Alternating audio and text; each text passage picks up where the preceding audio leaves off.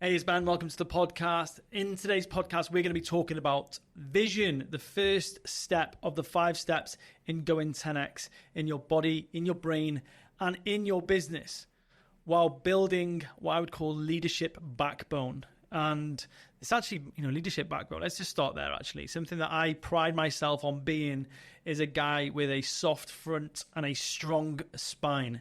That is where I've done my work. I'm soft-fronted, I'm not reactive, I don't take things personally, I create in the world, and I've got a strong spine, meaning I'm willing to have the hard conversations, do the hard things that get results. Now, what I believe in your creation of a vision, it should push you to having a soft front and strong spine. Because if you're somebody who leads from a place of what I would call hard front and soft spine, this is someone who is reactive. They take things personally. They get injured by when someone says something about them, their product, their service. And it's a great way to cultivate yourself as someone with a soft front and strong spine. I'm way softer with my kids. I'm way softer with the people that need my compassion and my empathy. Yet I'm firm and fair with my clients and those people that need me to be that. I wanted to share that first and foremost. In this episode, we're going to be talking about vision. And the reason I wanted to start with vision, because it is the first step in the 5 steps process. And why is it the first step? Let's get really, really clear. Why is vision the first step? It's probably because it's the most important. If you think about this, if you're a leader in your field, in your family, in your business, in your career, you've got to be the person that is willing to say, this is where we are going and these are the steps we're going to take. Think about your vision of a great leader. It's someone who said, this is where we're going. These are the things we're going to have to overcome. These are the steps we have to take. This is what we're going to have to change. And they've had such certainty and clarity that it's settled you down. So if you're a leader, and I can guarantee if you listen to this podcast, you've probably come across my stuff. You've listened to this podcast because it's got some of the word 10x or big visions or leadership or whatever it's got on there. You're a leader. You're a leader in your own life first and foremost. You are a leader in your own life. And when you start to take full responsibility, 100% responsibility for your life, you are the leader of your life. That is your family or your relationships. So if you're a man, especially for men out there, so many women I've spoken to over the last couple of years, they are desperate for their men to show up as strong leaders and lead in the bedroom, and they're leading the relationship in the places that they should be leading. Being decisive and being passionate and not being led all the time by their women. Honestly, I'm not saying this from a sexist perspective. I'm saying this is masculine and feminine dynamics. So why you need a strong vision, not only to be a strong masculine leader, that's for women as well. If you want to be a woman who is leading a great change in her organization or in her career, you have to have good masculine characteristics as well as strong feminine characteristics. So having strong vision will help with this.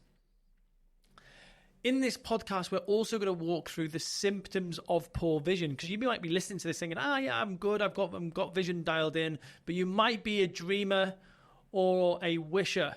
And I've had so many people come up to me in the past and say, Ben, I've loved to work with you. I've got so many good ideas. I'm like, great, I don't need any more ideas. I've got enough of my own. And we're also going to walk through the vision questions on the scorecard. So if you listen to this podcast, a lot of the first 5 steps we're going to be talking about, I've actually made a scorecard, which if you go into the link attached to this podcast, you'll be able to take. And on the podcast, I walk through, on the scorecard, I walk through 5 key areas and I ask you questions about those 5 areas. And all you need to do is agree or disagree with statements. And you'll get a score at the end, which is fairly accurate. I think it's a pretty good finger in the air for how you're performing in those 5 areas.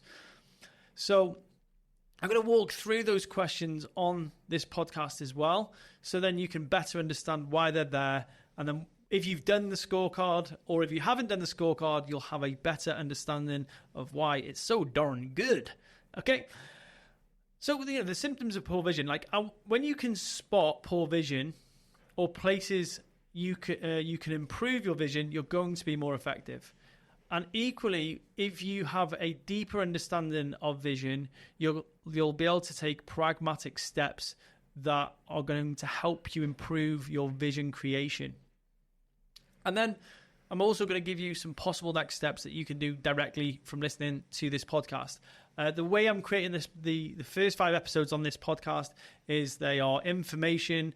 They are, logical steps that you can use to improve the 5 steps to go in 10x.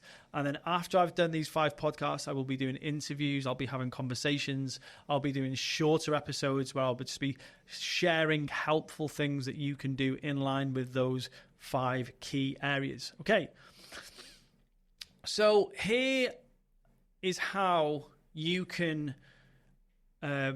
understand, or this is how you know you need to work on your vision. So the first clear indicator that your vision is poor, or you need to work on it, or it's something that you're not great at, is that you're not clear on your personal direction. You feel constantly like you're taking random shots in any direction. And I always use that adage from Alice in Wonderland, is like, which way should I go? And she says to the cat, and the cat says, well, where do you want to go? And she says, I don't know. And he said, well, it doesn't matter which direction you go in. It doesn't matter which way you go. And that is so many leaders, so many people in their life, they don't know what their future looks like because they haven't taken the time, they haven't been courageous enough, they haven't been decisive enough to choose a path. Now, the way one of my, I would call him a mentor, I've read all his books, I've bought many of his programs, is Donald Miller, talks about this. I love the way he explains this, is that when we don't choose a direction for our story often gets lost. And then what we lose is something called narrative traction. And I want to describe this and I want to share this with you because it will make a lot of sense. When you turn on a Netflix film, or you go on to Amazon Prime, or any of the maybe you've gone to the cinema and you sit through the first, say, 20 minutes of a film, you make an assumption that the film is going to get better as you watch it. Things are going to improve for the hero.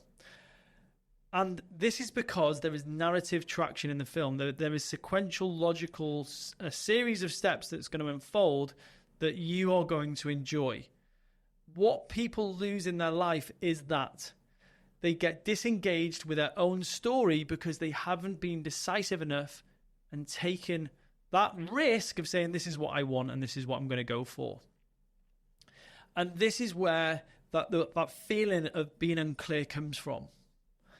And there's so many psychological problems with this than when we don't make the decision of what we want.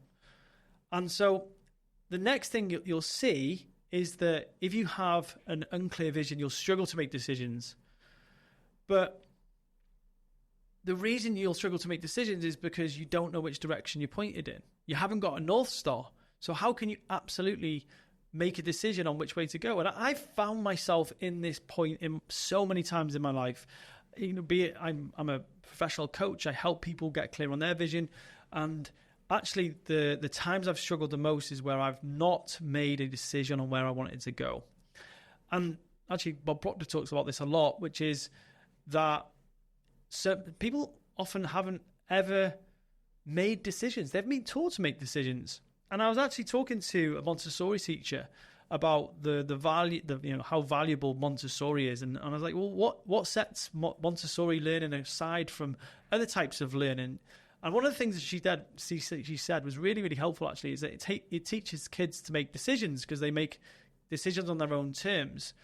And I was looking at the way I dress my daughter in the morning. Sometimes I put her clothes out on the bed, etc., etc. And actually, I just changed that so she makes her own decisions about what she puts on, and then she makes decisions about other things in her life, and she becomes more she's like self-assured because she's like, I'm making my own decisions. And that was a big one for me. And I was thinking like, how many like adults don't know how to make a decision? Like, think about this. Like, how often do you outsource your decisions to your partner, to your boss? and you live a life based on circumstance instead of ownership, where you're saying, this is what I want and I'm going to go for it. So what you'll notice is you'll struggle with decision making. Another symptom of poor vision is people don't stick with your leadership. And as painful as this might feel, if you can acknowledge this in your own life, that people don't stick with your own leadership, be that friends, family members, it could be partners. You might be a woman who's had a guy in your life and you've been so lackluster with your own decisions that he's called you boring. Equally, you could be a guy and you've had a woman in your life and you've been so indecisive that she's called you a child. All these kind of symptoms exist in relationships, and they also exist in working relationships as well, that you haven't been driven enough and people don't stick with your leadership or trust you. Like, I've worked with many managing directors who want to see a C-suite position, and often the reason that they'll tell me in the coaching session is that they want the job of the C-suite person is they don't trust their leadership. There's lack of vision, there's lack of decisiveness, there's lack of movement forwards, and it annoys them. So they either try and leapfrog the person above them, or they'll move career entirely or move job entirely. And this is why it's so important to hone your decision-making ability if you are a higher ranking member of staff in an organization or you're the owner. Really, really important. So people don't stick with your leadership. And I was saying this before on the previous podcast, actually, is that when someone's in an organization, you get two types of people in an organization. You get a rock star and you get a shooting star. A rock star is someone who will come into your organization and they'll see it as safe, secure. They want to be aligned with you for the rest of your days, and they'll stay in your organization. A shooting star is someone who joins your organization and they'll just kind of climb through the ranks and they'll shoot off the top. And this comes from Radical Candor by Kim Scott. Kim Scott worked at Google, and Google have a lot of shooting stars. People go through Google to put it on their resume. And the reason that people would go to Google, either stay or shoot through it, is because they saw Google having a really big vision for changing the world. And so that's why it's going to attract really great talent. And think about this in your own business and your own organization. If you haven't got a big vision, if you're trying to play small to stay safe, you're likely not going to have people stick in your organization because they're not going to get training, they're not going to get development, they can't see a career structure, they can't see themselves being engaged or excited about your vision long term. So they'll go and either start their own thing or find a company that does, okay? What you'll also find in your own life is that you're reactive rather than creative.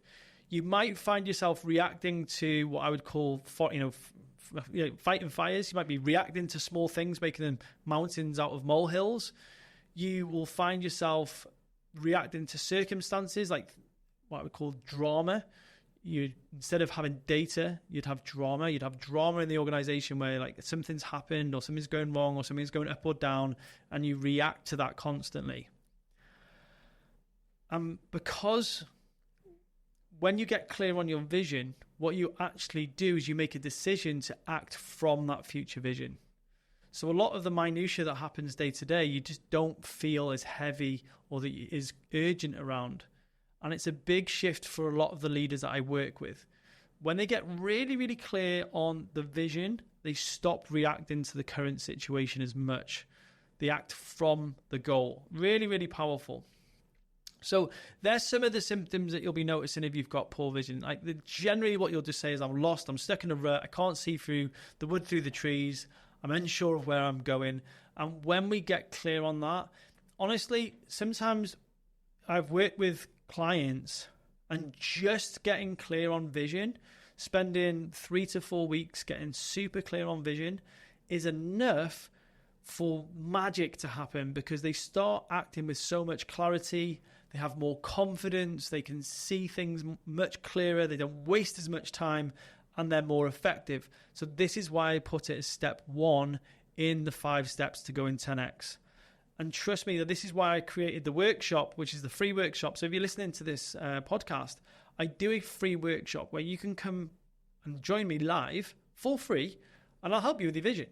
honestly, I want to give that as a gift to you as a listener. It's free, and I do it every 3 weeks, because every time I've felt more clear in my life, my ripple effect has been way bigger.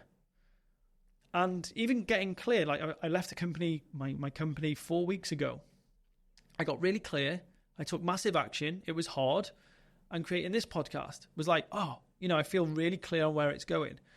I do have stuff I've written for these podcasts, but a lot of the stuff's just coming purely out of, this is exactly, I know this is where I'm going, this is what I want to do, this is how I want to help you. And when I'm clear on that, I've got so much more clarity, and you maybe even be able to hear that in my voice. Hopefully you'll be able to hear that, right? Okay, so they're the symptoms of poor vision. And if you are struggling with that, come on the workshop, just reach out to me and I will send you the link. It's absolutely free, and you're more than welcome to join me for 3 hours. I'm going to put the caveat in. I'm not the short and sharp kind of guy. I like to slow things down and go deep, because when you do the work on vision, everything changes. Your personal life, your relationship. Just getting clear on my personal vision meant that I went from like 30, 40 plus hours of work that wasn't moving the needle for me personally to 3 to 4 hours. There was a drastic drop in the amount of time I was serving clients, and a dramatic increase in the time I had with my family and the effectivity I was having with my clients. So please make sure that is such a valuable thing for you to do as a leader. Okay? Let's go into the vision statements on the scorecard. So if you haven't done this, I would suggest doing it before listening to this, because it will give it way more context. But then once you've got your score from the scorecard, you'll understand why these statements are in place. So I'm going to go through each one of them. The first one is, I have an impossible goal. Let's first clarify what an impossible goal is. An impossible goal is a goal that's so big that some sort of divine intervention or God himself has to intervene, or you're surely going to fail. Now, why would you have a goal this big? What it does, it gives you a constant North Star. It gives you a constant way that you can constantly keep working towards. And it's about being able to have an impossible goal, to think so big, it forces you to think bigger and then take tiny steps towards it. It's actually a skill to build something that's so big that you're not playing safe. I mean, let's call it a 10x goal. It forces you to think entirely differently. Now, the way that this would work in the body transformation world, which is where I'm from when I started my coaching career, is that a client would come in, I want to lose a little bit of weight. And as much as that was valuable for them, it wouldn't be a big enough shift to keep them losing weight. Or if a client came in and they said, I want to do the Marathon des Sables, or I want to run from, I want to do the London Marathon, that was such a big goal for them. It would force them to make changes in their life that would be irreversible changes. They'd have to become a runner. They'd have to lose an exceptional amount of weight. They'd have to do, and having these ginormous goals forces you to change.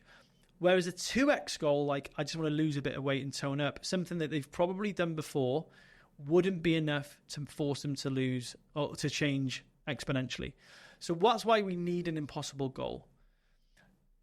If I was to ask you the question, have you got an impossible goal? It should be a yes or a no answer, straight and clear. Yeah? My impossible goal is to bring on 100 people into my community in the first year of creating it. It's seemingly impossible because I haven't done it before, and it will stretch me beyond my current capabilities. So think about that. Why is it's important? It acts as a North Star, and how do you create this? Well, think about an impact you'd like to have in the world where your greatest talents and skills would be best placed. Now, I saw a really good question on this the other day, and a really good way to go about answering this question is to get a piece of paper and a pen, and what you do is you put 15 minutes on a timer, get a coffee, and ask yourself, what do I intend to use the rest of my life for? And that should just lead you there ever so slightly. And these can be the examples of this are like heal 10,000 people, transform 1 million bodies, create a fund that impacts 1,000 mothers, write a New York Times best-selling book, run across Africa, a world-first activity, build your dream house from scratch. What these do is they allow you to create a massive shift in one go. And what they do is when you start creating your actions from this goal, you take way bolder, bigger steps. I'd actually say way bolder, but more frequent steps. Probably not bigger. Sometimes they're like tiny steps. It's like reaching out to someone and asking a question. But it's seemingly big, but actually a tiny step. Dropping an email to someone that's way out of your sphere. Like I do that all the time. But it's there to push you outside your current capability. And Abraham Maslow said, what one can be, one must be. And what that means that if you plan on being anything less than you're capable of being, you'll be unhappy for the rest of your life. So what true happiness is achieving your potential. So if you can create this in a goal, this is what you absolutely need an impossible goal for. So have you got an impossible goal? If you haven't, come on the workshop, by the way. That's why I help you do that. I help you set one. People get really clear in that space. Some people just never had that space before, right? I see 10x making my life easier. That's the second statement on the scorecard. And this is what often happens, is that they think that a 10x goal, like an impossible goal, will actually give them more stress. And it will only do this if you create it or show up to it like your old self, like the person that used hustle, overworking, micromanagement, stress to get things done. If you create a big vision like that, it will just exacerbate all of that stress. That's why so many people fail to scale. They fail to create multi-sites of their business, or they fail to franchise because they think that having 10 times one business is 10 times the headaches that they've got. And that's what keeps them small. Going 10x is essentially dropping so many parts of that it allows you the space to grow. It allows you the space in your calendar to think. It allows you the space to do the most important tasks in the business by delegating the ones that don't actually fit into your zone of competence, excellence, or more so, genius. And I talk more about that on the program I work with, where, leaders, where we actually look at, well, what is your zone of genius? What is the 20% in your business that only you should be doing? A 2x goal also allows you to hang on to things like operational inefficiencies. This is where you're spending money and it's not really moving the needle. When you go 10x, it actually forces you to be lean and effective. It's like someone who wants to do an ultra marathon. It forces them to lose the 5 stone because they can't be inefficient. You could probably run a 5K with 5-6 extra stone. It'd be hard, but doing 250 miles across the desert, for example, that would be really significantly more difficult if you were carrying like inefficiencies like body fat. And it's the same in business. So if you see a big goal stressing you out, it's an indicator that you're using the wrong type of thinking for it. Next statement on the scorecard: I have a clear vision of what I want in 10, 3, and 1 years. Now, although we can't predict the future, a great statement by Dusan Djukic, one of the famous coaches. He was like, the best way to predict your future is to create it. Now, albeit 10 years away could be abstract right now, what it does give is that narrative traction I talked about at the beginning of the podcast. You can see your future being better than your present. It's bigger, it's bolder, it's louder. There's so much to look forward to. But then what we do is we what's called operationalize that. We go, well, if that's what I want in 10 years, roughly, in the next 3 years or 5 years and 1 year, and in the next 90 days, what needs to happen? There's actually a book called The One Thing where it kind of that's it. All they talk about in the book is going like, well, what's the someday goal? What's the 5-year goal? What's the 3-year goal, 1 year goal, 90-day goal? What's this month's goal, week's goal, and then today's goal? And it's like constantly oscillating between that thinking of what's today, what I'm going to do today, which takes me to do towards my week goal. What's my week goal to my month goal? And it's just this way of thinking. It's very logical and rational. And so when we start building that ability to look big into the future, 10 years, and then shrink it down, zoom into one day, we become very focused and very deliberate. Okay? So what we need to do, we need to actually work on that muscle. And if you haven't got a practice for this, this is what is so important to have. It's that ability to simultaneously set a big vision, turn it into micro goals. Set a big vision, turn it into micro steps that you can put in your calendar. And when you do that, you become better at it. You can become better at it. And it's a little bit like when I use body transformation a lot in examples that I use because I know it so well. When I wanted to lose a certain amount of body fat and build a certain type of body in 12 weeks, I knew what I was eating for breakfast this morning because it fit in the bigger picture. And this is exactly the same in business, in career, in relationship, and all sorts. It's the same skill.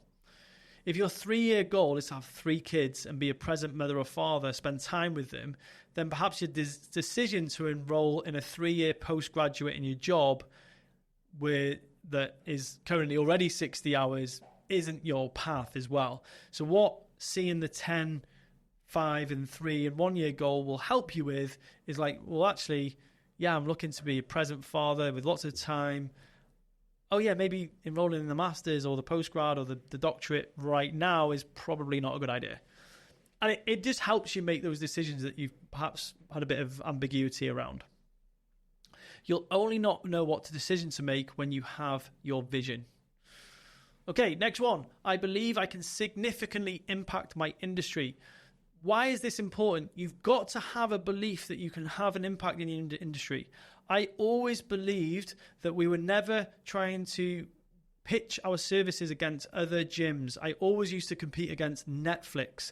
Why was that? Because if I competed against Netflix, I could impact my industry. I would win the battle between a client choosing to go and sit on the couch versus come to the gym. And if I could get more gyms to think like that, that would be an excellent thing for the consumer. And this is so important, why you need that vision. And you need to see yourself being dramatically different and better than your competition. And that is, unique and better. And that's what we did at Fast Way to Fitness so well. We had like huge speakers, we had like smoke machines, it was a party, we used to do like pizza and beer nights, all sorts of things, which made people make that decision of, I want to go and connect with my gym buddies rather than choose the couch. We beat the couch on numerous occasions, thank goodness. I completely changed the way fitness was sold in my county because I actually sold fitness. People would come into a consultation room, would sit and we'd sell them a vision, we'd sell them a transformation, and that's why we got such great results. Your industry can be local, it can be national, or it can be global, but think as wide as you believe you want to go. You could have a really, really big regional impact. But think about what's important to you, because you might not actually have no desire to go international. You might just want to be really, really well known in your county or your community and have that impact there. There's nothing to say that bigger is better on that in this instance. It's just what is meaningful to you. Here's a structure. You could be like 1 year goal could be local impact. Speaking in front of 100 people in my hometown was what my goal was. Did that multiple times. 3 year goal, national impact, speaking in front of thousands of people. I did about 500. Yeah, I've done 500 people 2 or 3 times in different stages. And then 10 year goal, global impact, speaking to 1,000 people in 5 different countries. I did one country where I did 500 people. And then I went to Canada, spoke to 250 people. So that was kind of how my goal looked for my speaking career. Think about that 1, 3, and 10 year. How does it exponentially shift and how does the impact get bigger? Next one on the scorecard. I am able to see a vision of what I want. Now, wanting what you want is a big part of going 10x. This is more about what you want, what demand are you creating personally for the money, learning to get clear that you don't have to justify what your wants are. Because most people will say, why do you need that? And that's because they just don't think the same as you. They ask you, why do you need that? And then you'll come up with some kind of random story about why you need it. It's just pure justification. It's okay to want just what you want. I want a very illogical car, and it makes no sense to me. It makes even no sense to me why I want it. I just see it, and every time I see it, it's like, oh, that'd be so much fun to have that car with the kids. Don't have to have any rational thinking around it. I just want what I want. And when you are operating from 10x, you're not operating from need. You're operating from want. Nobody needs tens of millions of dollars or pounds. The system built for meeting your needs isn't designed for building, for helping you think big like this, okay? Because if you think about this, once you've got your needs met, that's what a lot of people often do, is that they have to move from need to want. Otherwise, they won't drive for the bigger vision. It's about getting clear on what you really want without the need to justify. Okay? We've got, I think, 5 more. Oof. This is like really, I keep going because I think these are really valuable for you. I regularly communicate my vision to my team, tribe, or my family. And now this is something that I see so many entrepreneurs failing to do, is they don't clearly communicate their vision to their team, their tribe, or their family. They don't communicate the business vision to the customers. They don't clearly communicate the business vision to their team, and their partner isn't none the wiser about what they're trying to achieve. Now, not that you need any of their permission, but what it does do is it enormously settles them down. It settles them down and it helps them buy into your leadership. And the problem I see with a lot of entrepreneurs is they don't clearly do this. They don't take time to, on the quarter, like think about Apple. I love the way Apple used to make a really clear communication of where the business was going. And it's one of the best businesses in the world. A leader makes others feel safe when they share what they want and which direction they are steering the ship. And it helps people opt in or opt out, because you want both, right? Most of the leaders that I've worked with don't invest their time sharing their vision with the team. And that's been one of the things that we've put in that's really helped them and really helped their team and helped performance, drive-driven sales, good feeling in the business, and also retention. When people are clear on the direction, they can work out efforts and timeframes needed to get things done. It motivates people. Okay, this is really important. I have big visions. This is the next one on the scorecard. I have big visions, but I struggle to commit. This is big. This is a huge one, and this appears in a lot of people's language in which I work with. They say things like, "I'll try to," "I can't," "I might do." They use what I call weasel words. They'll weasel out of being decisive in the way that they talk. A leader is phenomenal at committing to taking action. If you have big visions but find yourself not committing to the actions, you're getting confused between committing to an outcome versus a process. You cannot commit to an outcome. You can't. You fundamentally cannot commit to an outcome. You can only commit to a process. I can't commit to a photo where I'm going to look ripped and shredded and in best shape of my life. I can't.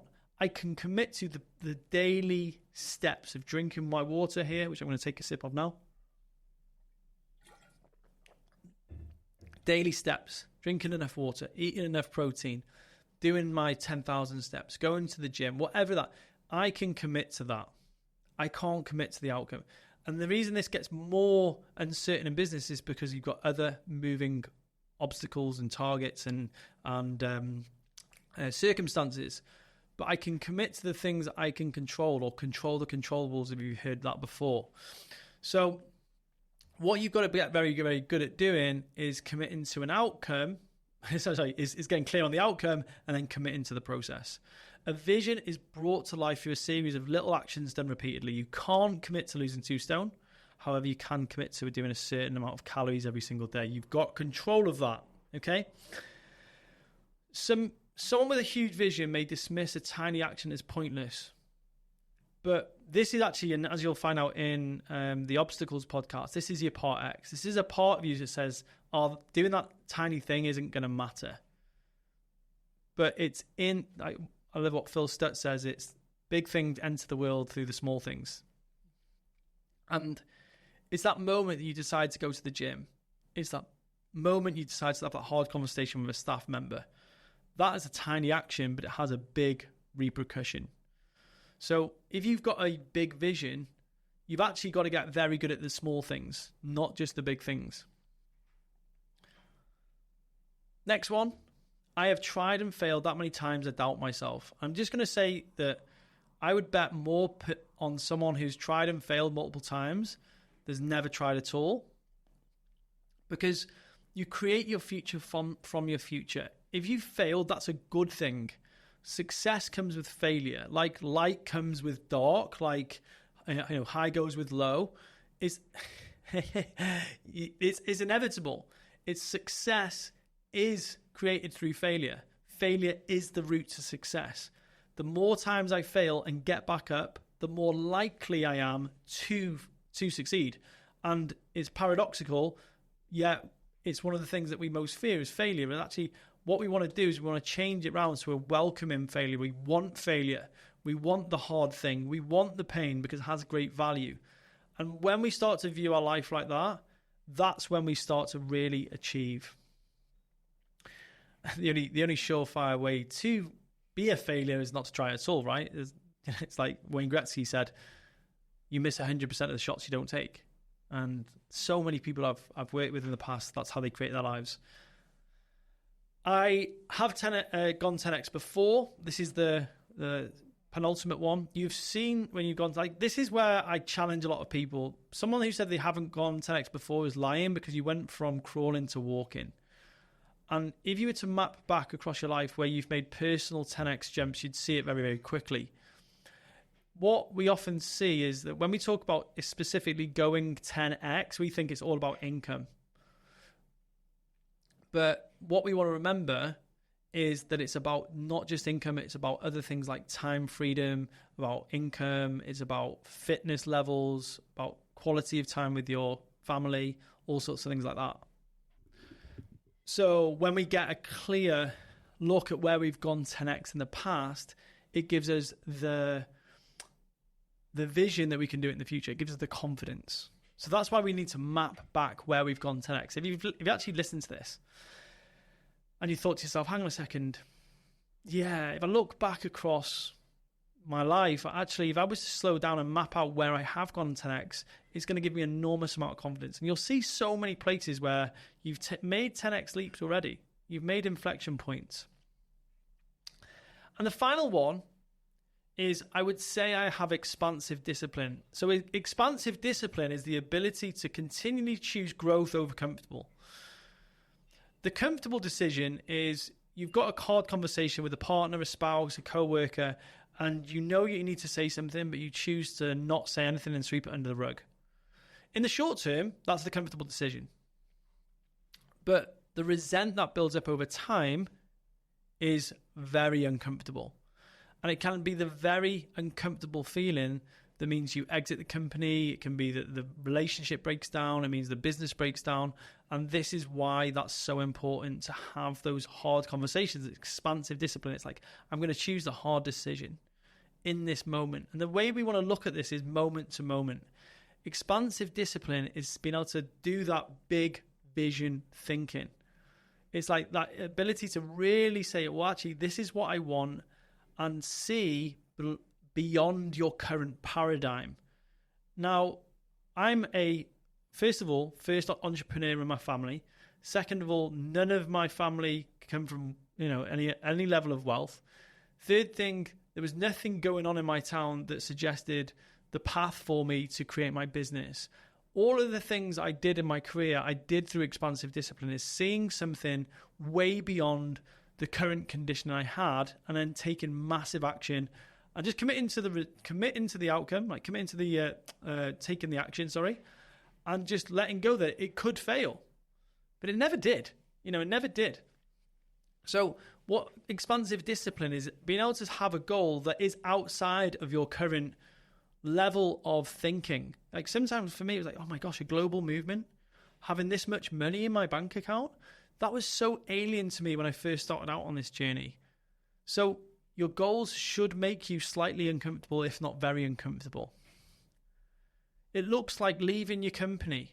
It could be leaving a partner, recommitting to your marriage. That could be so uncomfortable for you. Like, actually, there's so much hurt and pain. So many of my clients have had where they've created a new relationship with their relationship. It could be raising your prices, doubling your prices, even 5x and 10x in your prices. Or it could even be turning away shitty clients that don't align with your vision. Expansive discipline is committing wholeheartedly to that 10x, to that big vision. And you need that discipline in moments, and it exists in the micro moments, in those tiny moments where you need to choose the hard decision that's going to get you to grow instead of the comfortable decision that gets you to shrink. And actually, if you keep choosing those comfortable decisions, you'll turn around in a couple of weeks or a couple of months and you go, I don't feel confident. I feel anxious. I feel depressed. I don't feel good. And the reason you feel like that is because you've been making comfortable decision after comfortable decision. So, here are 3 ways you can improve your vision. The first thing you can do is you can write your eulogy. The ultimate vision is the vision of how you want to arrive at your deathbed. If you haven't done this before, I've got the script in for this. You can have it for free. Just write the word eulogy to somewhere in my ecosystem to me in a message, like on Instagram or in my email, if you've got my email address. And it'll be on the link to this podcast. And write the word eulogy, and I'll send you just a bit of a way to write that. But writing the ultimate vision will then help you work backwards from that. Writing your eulogy is an act of declaring what you want to close your life doing. It's the ultimate goal setting exercise. But here's the nuance. Most people think that the eulogy is what they want in the future. It's actually, once you've written it, it's something you embody every single day. When I wrote my eulogy first time, I didn't know this. And when I even were writing it, I was thinking about this old man on a deathbed. And ever since, when I listen to my eulogy every single day, I realized that how can I be that person today? And I'm way more likely to arrive at my deathbed being that person if I embody it in that manner.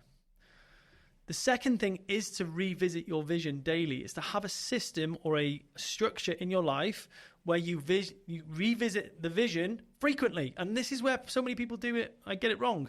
It's like training to go to the gym. It's like eating properly.